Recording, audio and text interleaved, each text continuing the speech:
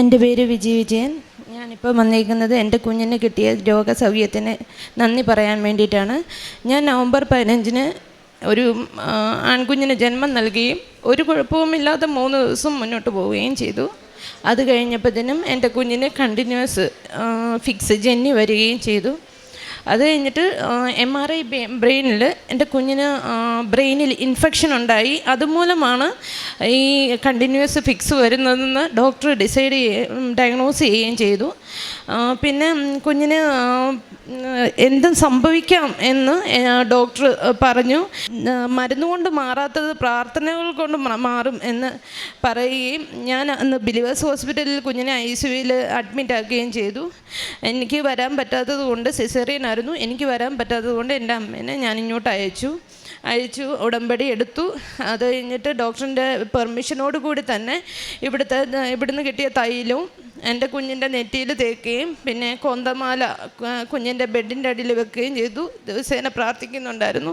എൻ്റെ ഡോക്ടർ പറഞ്ഞത് കുഞ്ഞിന് വെൻറ്റിലേറ്ററിൻ്റെ സപ്പോർട്ട് വരെ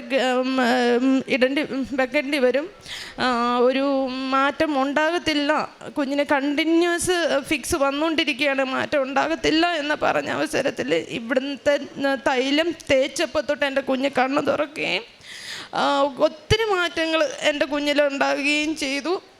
അങ്ങനെ ഡോക്ടർ കിട്ടത്തില്ല എന്ന് പറഞ്ഞ കുഞ്ഞിനെ ഒരു കുഴപ്പവും പറ്റാതെ, അല്ലെങ്കിൽ എന്തെങ്കിലും കിട്ടുവാണെങ്കിൽ തന്നെ എൻ്റെ കുഞ്ഞിന് കാഴ്ചയിലോ അല്ലെങ്കിൽ കേൾവിയിലോ എന്തേലും സംഭവിക്കും എന്നും പറഞ്ഞാണ് ഡോക്ടർ ഞങ്ങളോട് പറഞ്ഞത്. എൻ്റെ മാതാവിൻ്റെ കൃപയാൽ എൻ്റെ കുഞ്ഞിന് യാതൊരു കുഴപ്പവും പറ്റാതെ അവനിപ്പം നല്ലപോലെ റെസ്പോണ്ട് ചെയ്യുന്നുണ്ട്, ചിരിക്കുന്നുണ്ട്, നോക്കുന്നുണ്ട്. ഒരു കുഴപ്പവും പറ്റാതെ എൻ്റെ കുഞ്ഞിനെ എൻ്റെ മാതാവിൻ്റെ കൃപയാൽ എനിക്ക് തിരിച്ചു തന്നു. ഡിസംബർ 4-ന് ഞങ്ങൾ ഡിസ്ചാർജ് മേടിച്ചു. വീട്ടിൽ വന്ന് എൻ്റെ കുഞ്ഞിന് യാതൊരു കുഴപ്പവുമില്ല. ഇനി അവൻ്റെ മുന്നോട്ടുള്ള ഇതിലും എൻ്റെ മാതാവിൻ്റെ കൃപ ഉണ്ടാകുമെന്ന് പൂർണ്ണമായി വിശ്വസിച്ചു കൊള്ളുന്നു. രാജാക്കന്മാരുടെ 2-ാം പുസ്തകം 20-ാം അധ്യായം 5-ാം തിരുവചനം.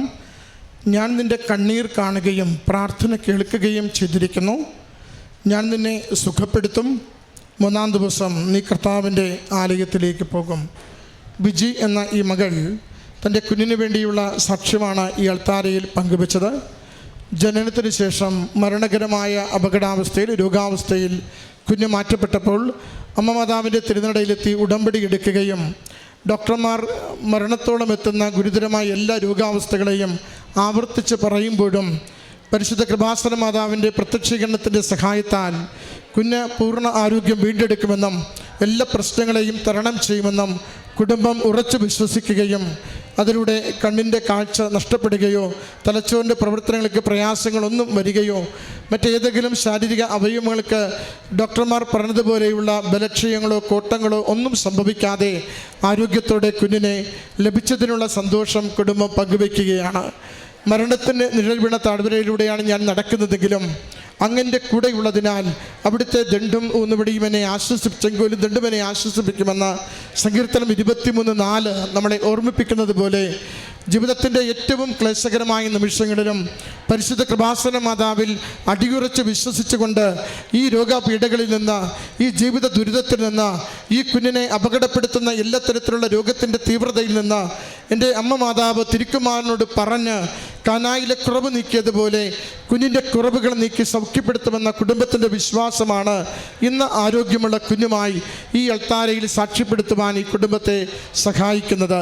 പ്രിയമുള്ളവരെ, പൂർണ്ണ വിശ്വാസത്തോടെ ചഞ്ചലപ്പെടാത്ത മനസ്സോടുകൂടി അമ്മയുടെ തിരുനടയിലേക്ക് ജീവിതത്തിൻ്റെ ഏതൊരു തകർച്ചയെയും നമുക്കെടുത്ത് സമർപ്പിച്ച് അമ്മ കൂടെയുണ്ടെങ്കിൽ മറ്റെല്ലാം മാറിപ്പോകും.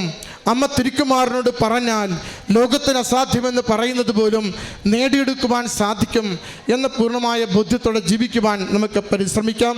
അതിന് ഈ കുടുംബത്തിന് ലഭിച്ച ഈ സാക്ഷ്യത്തെ ദൈവസന്നിധിയിൽ സമർപ്പിച്ച് കരങ്ങളടിച്ച് നന്ദിയായി സമർപ്പിക്കാം. അത്യപൂർവ ദൈവാനുഭവങ്ങൾ ഇനി നിങ്ങൾക്കും സ്വന്തം.